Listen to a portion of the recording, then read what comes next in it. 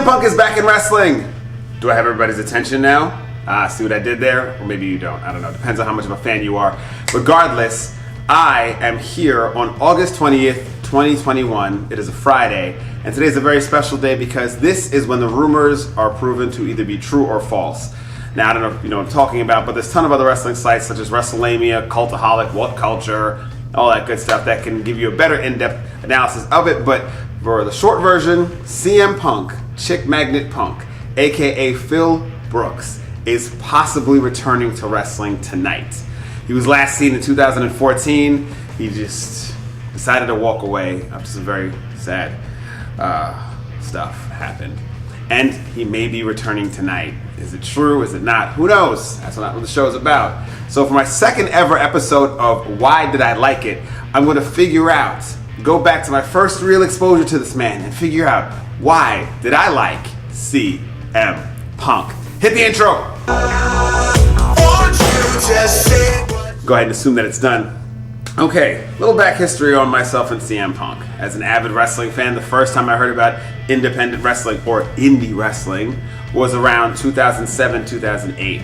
Back in the day, I wasn't really too exposed to things such as Ring of Honor or CZW, Combat Zone Wrestling, or any of the other different or up-and-coming companies that formed in the wake of ECW and WCW's collapse. Once WCW went under in 2001, I tried to watch WWE for a little bit longer, but it just wasn't the same. I mean, they killed what little stars from WCW I kind of liked, and the rest of the storylines just featured way too much Triple H. Austin was basically done by 2003. The Rock was coming and going with, the Mummy. Kane was evolving to something I liked, but then he was always put on the back burner. So then Jericho, I don't know. He was my favorite wrestler of all time, by the way. He was kind of up there, but I'm going off on a tangent. But the point is, I stopped watching wrestling around 2002, 2003. Actually, WrestleMania 17, X7 if you're cool, was the last real wrestling thing that I watched for a very long time. Then I came back into the fold around 2006. By this point, it was, Triple H was dominating. I mean, this was after his 2002, 2005 reign of terror. If you don't know what I'm talking about, look it up. Evolution and Triple H had a stronghold on Monday Night Raw. And then SmackDown, I think, was divided up among 6 people. Eddie Guerrero, Chris Benoit, Rey Mysterio, Chavo Guerrero, Edge, and Kurt Angle. SmackDown 6. And I kept hearing rumblings of CM Punk. And CM Punk got signed, and CM Punk is around, and he's coming, and blah, blah. I kind of looked into some of this stuff with Samoa Joe, but this is the early days of, really looking up wrestling stuff on the internet. Yeah, it was prominent. Yeah, you could look things up, but to have video players that could stream these independent matches was just very difficult.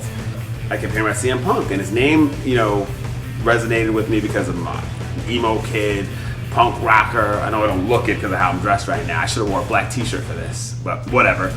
So I was very much into his name. And then they said his finishing move was the Pepsi Plunge. But I couldn't find any footage of him. I couldn't find anything. Then I finally saw a picture. It was blonde hair. He had basketball shorts on.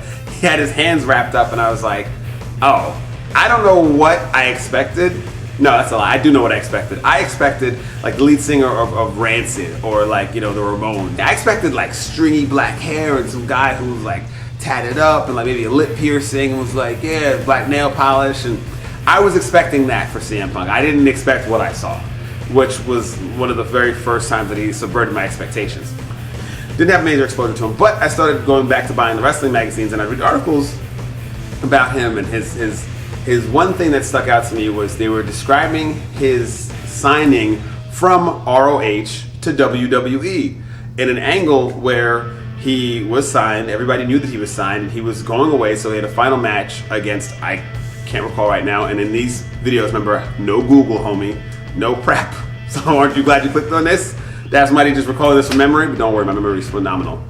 Anyway, so the angle detailed CM Punk being signed to WWE, having one final match for the ROH Championship, winning the match, and then declaring that he was taking the championship with him to WWE. And this was blasphemy because back then, even now in some regards, WWE was the evil empire. And these independent organizations were fighting the good fight and trying to keep it going, against this insurmountable machine that was going to dominate wrestling for all time. So CM Punk decided to try and sign his WWE contract on his ROH championship. It's called the Summer of Punk. It took place in 2005. It's phenomenal. I'm reading about all this by 2007-8, so this already happened. Then I read further.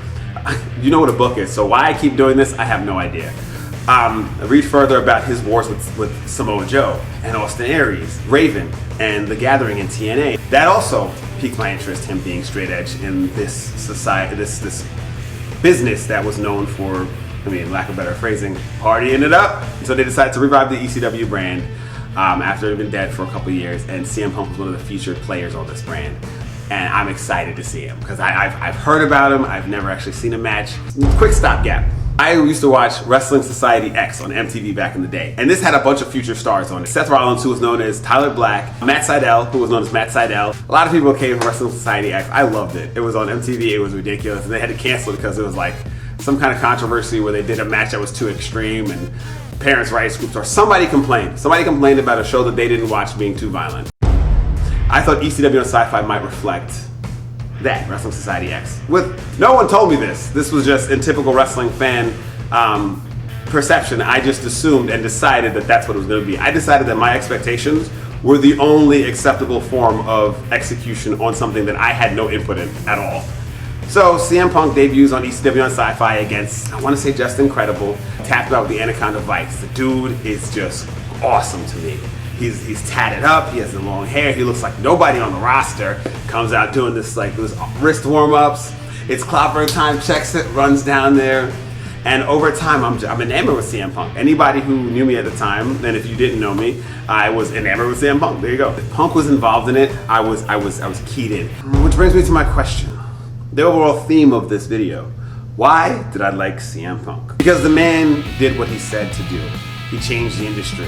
Somebody like CM Punk was never going to stay long term. It didn't matter if it was in 2014 or if it was in 2017 or 2007 or 2011. Someday, somehow, some way, CM Punk was going to leave. He was just that much of a rebel. He was just that much of a unique voice. The man was built on the idea that he did everything himself. And if the machine was too overwhelming or too oppressive with him doing it himself, he was not going to do it anymore. Some birds just aren't meant to be caged. And CM Punk most definitely was that. But man, I tell you, when he would stand there and he called himself the voice of the voiceless, he meant it. When he said he was the best in the world and he put his arms out wide, you believed it. When he went like this and he just soaked in the adulation of us who were his die-hard fans, and not even fans, we were this cult. As his theme song said, he was a cult of personality, and you were invested in it because he was ever-changing. He was hard edge, he was straight edge, he was against the grain, he was CM Punk. He is CM Punk, and if he returns tonight, as I record this, I'm getting very emotional because this man means so much to me. If he returns tonight, I will be beside myself with glee, because the reason why I liked CM Punk was because he was CM Punk. He was CM Punk when he walked in the doors of WWE, and he was CM Punk when he walked out of the doors of WWE. And that is so difficult to do. To walk into an area or a room or even an industry and be yourself all the way through, come hell or high water, whether it's rubbing people the right way or rubbing people the wrong way, to be yourself is such a difficult and commendable thing. He's not going to compromise being CM Punk. He's not going to compromise his beliefs. He's open to discussion. He's open to evolution. He's even a fan and a proponent of change. But the one thing he will not do is not be CM Punk and not follow his heart. And hopefully his heart leads him to AEW. So that's it for today's video. I thank you all for sticking with me till the end of this. If you could, go ahead and click like or subscribe or dislike or sit in the comments and point out my inaccuracies about the video. I know how the internet works. I've been Mike A. Sims. You guys have been wonderful, and I will see you on the flip side of humanity.